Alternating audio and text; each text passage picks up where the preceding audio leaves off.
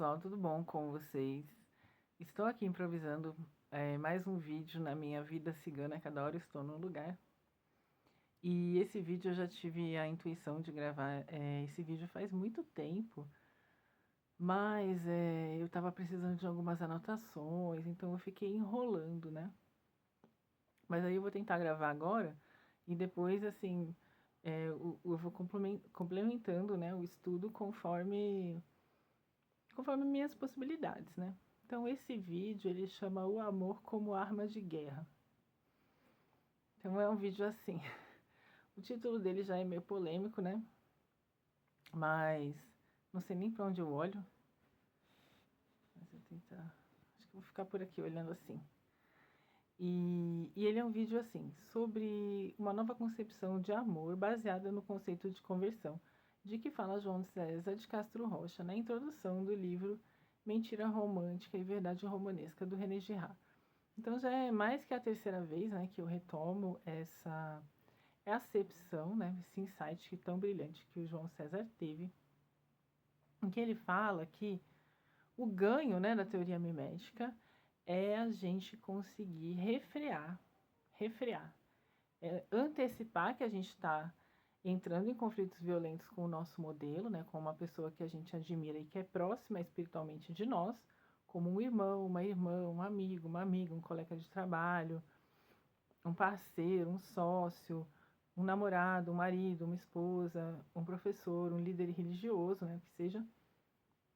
Então, uma pessoa por quem a gente nutre muita admiração, o que acontece? Quando a gente tem o recurso tanto da doutrina cristã, né, dos textos bíblicos e da leitura que o Girard faz dos textos bíblicos, né, e da teoria mimética, né, a gente consegue entender que muitas vezes a gente, por esse caráter mimético do desejo humano, muitas vezes a gente entra em rivalidade com as pessoas que a gente admira, porque a gente começa a colocar essas pessoas como pessoas muito capazes, né?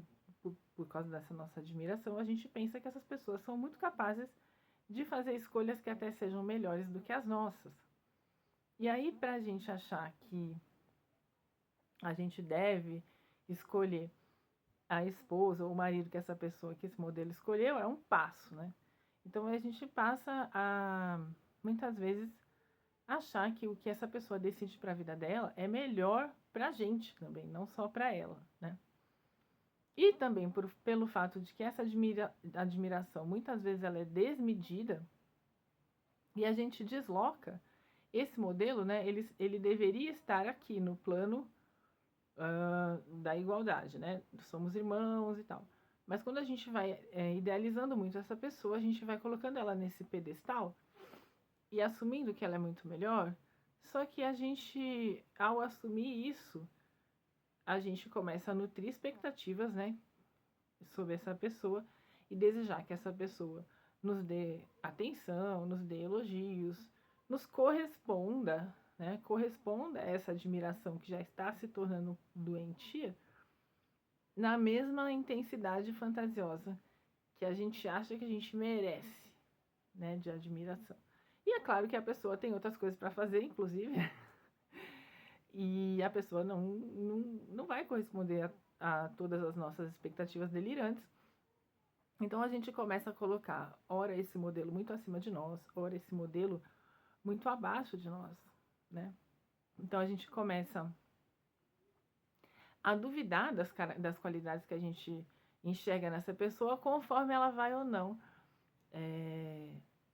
correspondendo aos nossos desejos, às expectativas que a gente tem a respeito dela, né? Então o que está acontecendo, na verdade, é que o sujeito, né, ele está mergulhando em sentimentos baixos, né, que a gente chama desses sentimentos da zona sombria da mediação. Ele está mergulhando nesses sentimentos porque ele não está se conectando a esse princípio de amar a Deus sobre todas as coisas e o próximo como a ti mesmo. Ele está sofrendo essa tentação do orgulho. né, ou da vaidade, né, ou da soberba, que é o pecado principal, né, que é o que faz com que a gente comece a criar narrativas, né, fabulosas, né, assim, sem pé nem cabeça, em relação a uma suposta, né, superioridade moral, espiritual, psicológica, intelectual, ou seja, física, sei lá, que a gente teria, e que a gente diz que a gente tem, né, que a gente supõe que a gente tem, depois que a gente é frustrado nessa expectativa em relação ao modelo.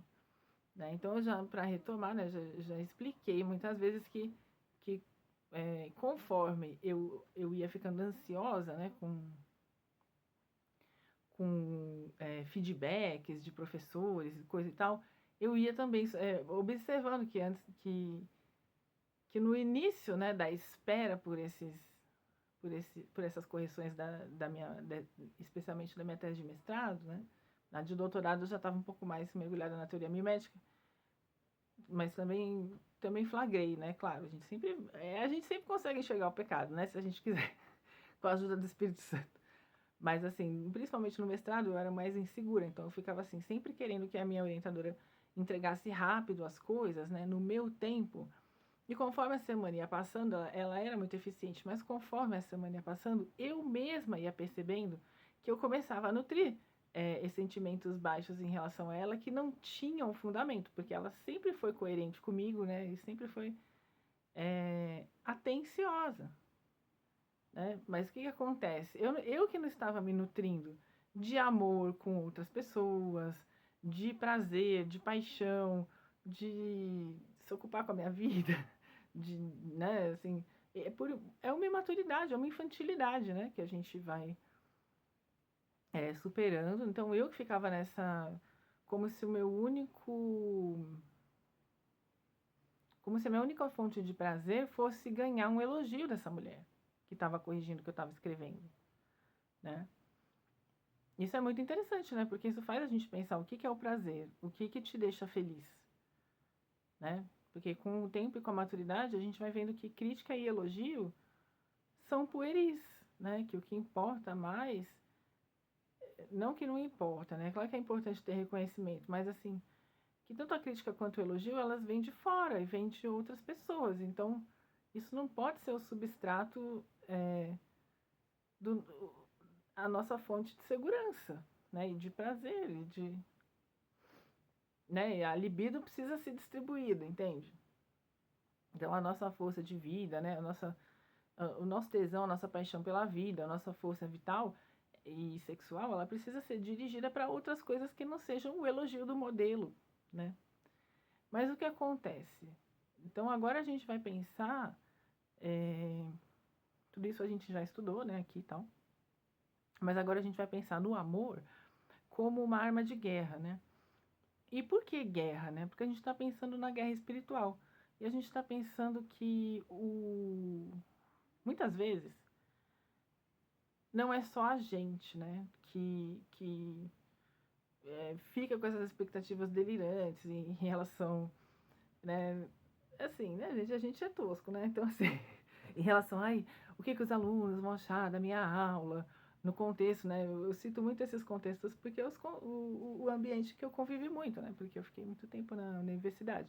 Então, assim, essa necessidade que os alunos gostem muito da sua aula, ou que o professor goste muito do que você escreveu, ou que seus colegas elogiem o que você faz, ela precisa ser um pouco modulada, né? Então a gente precisa retomar que o compromisso principal é o serviço espiritual, que se traduz também aqui na matéria em serviços de trabalho, em serviços de escuta, em serviços de auxílio, de troca, né? Então, quando a gente está mais compromissado com o que a gente está fazendo e com a opinião de Deus, digamos assim, né? A gente fica menos à mercê do que os outros vão pensar da gente, né? Do que os outros vão achar. Não que os outros não sejam importantes, né? Mas os outros, eles também são... Perdão, muitas vezes ficções delirantes, né, da nossa mente. Então assim, digamos que a gente, né, agora vamos pensar assim, digamos que a gente como estudantes da teoria mimética e tudo isso, digamos que a gente tenha alcançado uma certa clareza, né, com muita terapia, com muita confissão com o padre, com muito exame consciencial, que a gente já tem uma certa clareza da importância da gente, que é o processo de conversão que o João César fala no Mentira Romântica, Verdade Romanesca, na introdução, que a gente já tem esse recurso para a gente identificar quando a gente está entrando numa pira com alguém. O que é entrar numa pira? É quando a gente começa a admirar uma pessoa e a gente começa a esperar coisas dessa pessoa, montando dentro de nós um tribunal moral que julga o valor moral dessa pessoa, desse outro, né, desse nosso modelo, em relação ao que ele nos dá, em relação ao quanto ele corresponde às nossas expectativas fantasiosas, delirantes, né? Expectativas do quê? De admiração, de retorno de admiração, né? Porque no fim é isso, né? Como é que a gente começa a cair espiritualmente?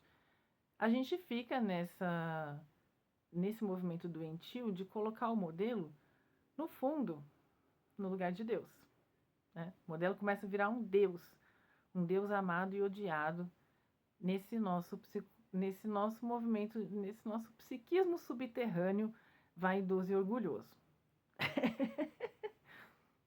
Coisa linda. Tem que dar risada às vezes, né, gente, da nossa miséria um pouco porque é um pouco cômico também, né, tragicômico. Mas então, voltando, supondo que a gente já tenha bastante recurso, a gente já estudou, vamos supor, a gente está aqui fazendo pesquisa, né, como se fosse, a gente está agora tentando mapear a força amorosa da conversão, a força da conversão em relação a esse amor, né, que vai permitir a gente perdoar e refrear a violência. Então, num primeiro momento, quando a gente lê, né, eu não estou com o livro aqui, mas quando a gente lê essa definição do João César, ele fala o quê? Olha, a conversão, ela não é estritamente religiosa, porque uma pessoa, ela não precisa necessariamente se converter ao catolicismo ou ao cristianismo para entender que ela tem sentimentos negativos e pensamentos delirantes sobre outra pessoa que ela admira, né? Tanto que a gente pode estudar a teoria mimética sem passar por esse processo de conversão religiosa, sem achar que a Bíblia é uma grande resposta para todos ou muitos dos nossos problemas existenciais e que todo esse drama de Jesus explica a nossa existência, né? A gente não precisa chegar até aí, nesse momento, nesse primeiro momento. Nem, talvez nunca, né? Nessa primeira vida, talvez. Ai, problemas. Mas assim, a gente não precisa se converter à fé católica, porque o próprio conhecimento da teoria mimética blinda a gente de evitar conflitos diretos com os nossos modelos, porque é isso, a gente vai pensar, nossa, estou começando a ter tantos sentimentos negativos e estou tentando fazer com que essa pessoa se pareça às vezes melhor que eu e às vezes pior do que eu, sendo que isso é uma ilusão, né? Isso vem de mim. Então, assim,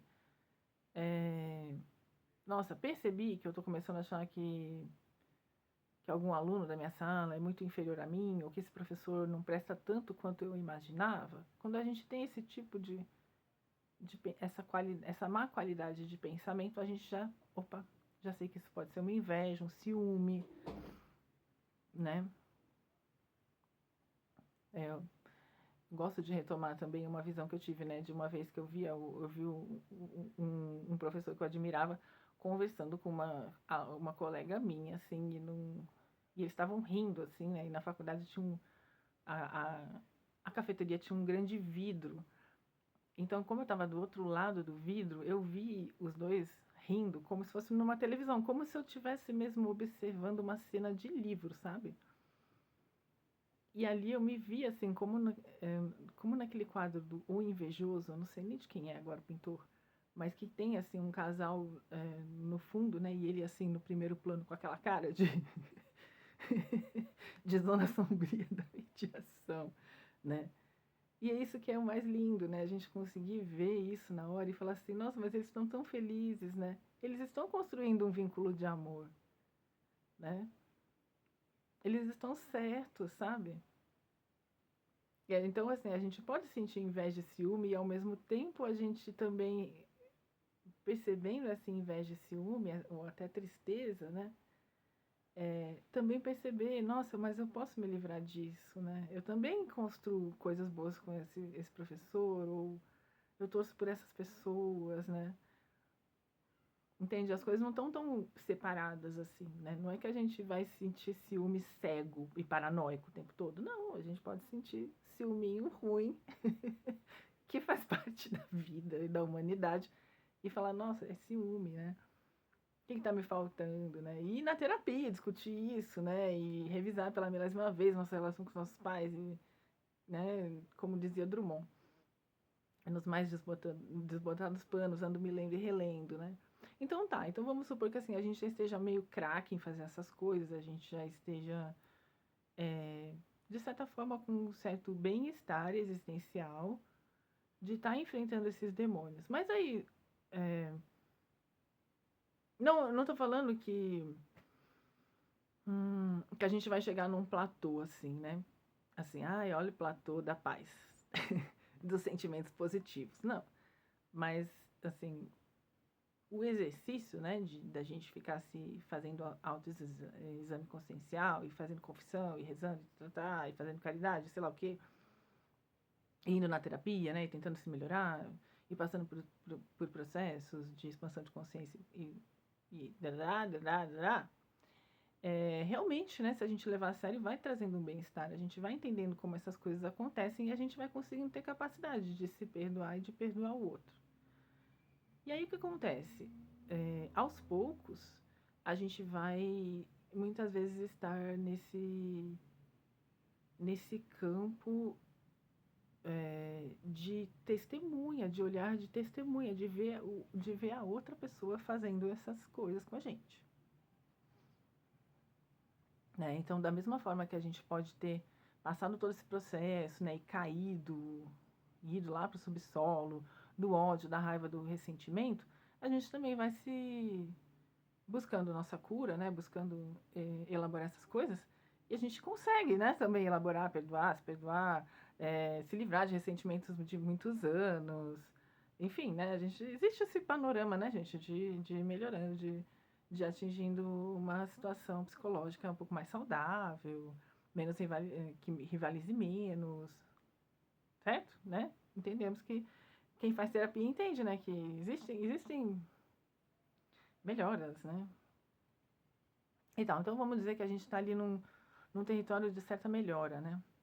E a gente vai encontrar pessoas que não estão nesse território, que não tiveram muito contato com a teoria mimética, que não tiveram muito contato com esses recursos da doutrina cristã, com o catolicismo, com as práticas e rituais, com amigos, com referências, né, e que tiveram outros contatos, que podem até ter contatos com outras religiões que também falam a mesma coisa de outras formas, né, porque existe isso também, mas imagina que essa pessoa não está muito ligada em como é que funciona o desejo mimético, em como é que funciona.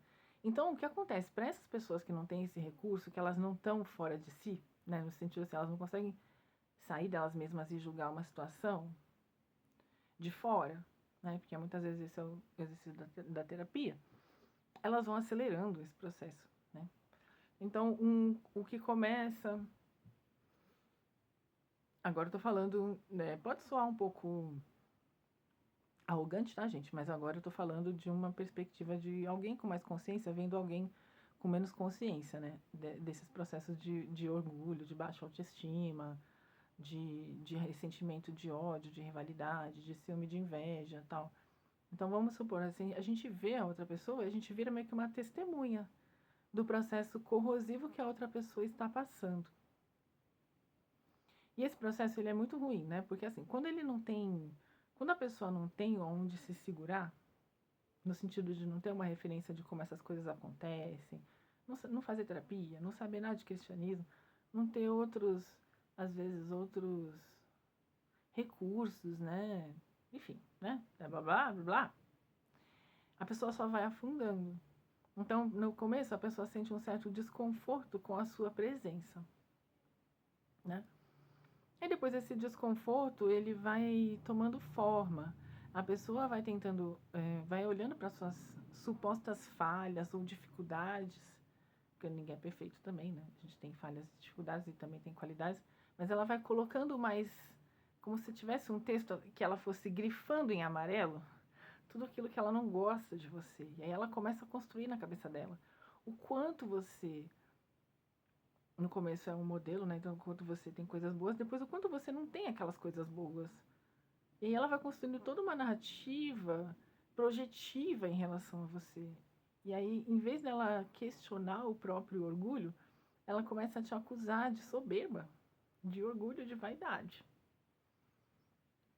E aí, assim, esse processo, né, pode se acelerar demais, pode levar a pessoa, inclusive, a fazer campanhas de difamação em relação a você, produzir mentiras, né, difamar mesmo, distorcer os fatos, começar a achar que você é a razão de todo o mal, mas na verdade sem perceber que todo aquele desconforto está dentro dela, né? E aí, se a gente pensar assim no amor como arma de guerra, seria assim, pensar no amor não como um sentimento, romântico, te amo, morzão, né? Mas pensar mais no amor como esse sentimento de decisão, né? O amor como decisão. E aí, como uma decisão consciente, né? No caso matrimonial, a gente decide conscientemente que a gente vai amar aquela pessoa, a gente promete isso para Deus, independente das circunstâncias, né? Na fome, lá na saúde, na doença, né? Mas assim, em relação aos nossos irmãos, seria assim, a gente ter um amor consciente, que é o amor da conversão, em que a gente promete para Deus que a gente não vai rivalizar com as pessoas,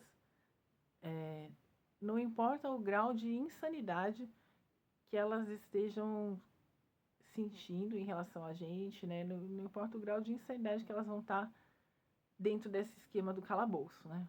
Que não importa o quão ressentimento a pessoa tenha, o quanto raiva e o quanto ódio e o quanto de ciúme, e o quanto de inveja e de orgulho a pessoa tenha e o quanto ela esteja mergulhando de forma acelerada e projetiva cada vez mais, né?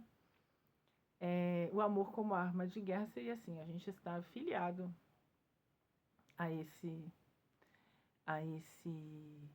mandamento de amar a Deus sobre todas as coisas e o próximo como a ti mesmo, e você, na verdade, ficar torcendo para que a pessoa saia daquele lodo que ela se enfiou, né?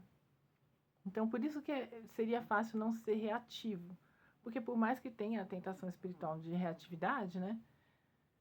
Você consegue enxergar com muita clareza que aquela pessoa está num processo de adoecimento que começou com uma admiração por você. Só que essa admiração precisava de cada vez mais confirmação, foi entrando em expectativas delirantes em relação a você, né? Foi querendo coisas que você queria, né? E aí, quando se acelera demais, né? O que é um tipo de mediação, que é quando a pessoa quer se tornar quem o modelo é, né? E aí, em termos espirituais, existem formas, né? Feitiços, conjuros, né? Maldições, que a pessoa pode começar a tentar fazer para trocar, né? O que em inglês chama-se de destiny swap, que a pessoa quer trocar o seu destino, o destino que você tem, pelo destino dela. Que ela já viu que o destino dela com aquela energia ruim vai ser ruim. Aí ela quer o seu destino. Só que quando a pessoa resolve fazer esse tipo de de ato, né, criminoso, né? Porque, querendo ou não, você invadir a energia, o campo mental, o campo espiritual, o campo energético da pessoa, o campo psicológico, o campo financeiro, né, com esses feitiços, essas coisas, difamar, produzir campanhas de humilhação, tudo isso é criminoso, né? Tanto no tribunal lá de cima, quanto aqui no... Aqui nós não estamos ainda tão amparados para fazer essas condenações e tal, mas no campo espiritual todo mundo sabe que isso é errado, né? Então aí essa é uma grande tentação espiritual. E aí a pessoa resolve trocar de destino com você, resolve contratar bruxos, feiticeiros, magos negros e tal, demônios, essa galera que a gente não quer tomar uma cerveja com eles. Aí a pessoa começa a contratar essas pessoas e começa a querer produzir essa troca de destino, né? De Destiny Swap. Só que a pessoa, na doideira dela, né? Nessa rivalidade que já alcançou um nível bizarro, ela esquece que as pessoas que têm um bom destino espiritual, elas tiveram que enfrentar muitas coisas para chegar no merecimento de ter um bom destino espiritual, muitas vezes, né? E não é todo mundo que quer passar por determinadas provas e expiações. Então, quando essa pessoa resolve fazer essa troca de destino, ela acha que vai ser assim, ó, pum pum, tum tum tum tum, troquei o destino. E não, né? Então, essa pessoa, muitas vezes, ela começa a passar por provas e expiações que a pessoa que ela admira, o modelo dela, já passou e já tá super de boa ali na conversão, entendeu? Ó, já tô aqui, mano, na conversão. Por mais que a gente esteja aqui, às vezes, né? Às vezes, assim, em alguns aprendizados a gente já tá mais tranquilinho por aqui, num nível um pouco menos rivalizador. Aí a pessoa começa a atrair para a vida dela provas e expiações que vão fortalecer o caráter dela e que vão fazer ela acessar habilidades espirituais, qualidades espirituais que estavam em dormência, mas que elas começam a germinar em momentos de crise, em momentos de sofrimento, de grande sofrimento psíquico. E aí essa pessoa na pira começa a achar que estão fazendo o trabalho para ela, porque ela acha que se começou a dar errado, só pode ser culpa do outro. Não é karma, não tem causa e efeito, não tem espiritualidade nenhuma envolvida. Ela acha que ela é a vítima, né? Então, por todas essas situações que a gente, quando começa a descobrir como as coisas funcionam, a gente é muito tentado, sabe? A gente recebe muitas provocações porque muitas vezes essas rivalidades que a gente não consegue explicar, elas vêm de uma admiração que às vezes nem a própria pessoa consegue explicar. Então, aí nesses momentos, eu entendo que isso seria dar outra face, né? Não é uma questão de você ser submisso, mas é uma questão de você não engajar nessa rivalidade que a pessoa está mergulhada e está propondo que você engaje, porque você sabe que isso não vai dar certo. Entende? É muito por isso, assim, né? Muito uma questão prática, muitas vezes mais do que até virtuosa. Você simplesmente sabe que esse caminho não é legal, não vai dar coisa boa. Então, aí você suspende, você pode se defender, né, de certa forma, mas você recusa a vingança, né? E já está na Bíblia que Deus fala, touch not my anointed, né? Não toque aqui nos meus filhos escolhidos, porque eles são meus escolhidinhos, né? Aí a gente vai, depois eu vou ter que pensar sobre o que eu falo dos The Chosen, né? Mas eu acredito que todos somos chosen, né? Ou é todo mundo ou não é ninguém. Mas aí tem essa denominação chosen tem a ver com características e coisas que acontecem com as pessoas que realmente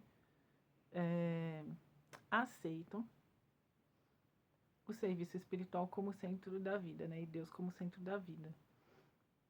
Mas é isso. Então, o amor seria uma arma de guerra nesse sentido, de, na verdade, na guerra espiritual, você conseguir não rivalizar, porque você tem a compreensão de que essa pessoa está passando por até um tipo de martírio espiritual, da tentação do orgulho, que um dia ela vai superar, né? Porque tudo que ela apronta volta contra ela e aí a espiritualidade consegue conduzir essa pessoa para um nível mais amplo de consciência. Então é como se a gente estivesse esperando. Cara, a hora que você quiser sair dessa rivalidade, eu tô aqui pra gente dar um abraço. Mais ou menos é por aí que eu tô pensando os últimos acontecimentos da minha vida e a teoria mimética, né? Nessa intersecção com a guerra espiritual. Espero que vocês tenham gostado do vídeo. Podem me escrever. Eu sou boazinha às vezes. Vou gostar de trocar ideia com vocês. Se quiserem colocar coisas no comentário, se identificarem, se discordarem, tudo vai ser muito rico, tá bom, gente? Então é isso. Um grande beijo, até a próxima.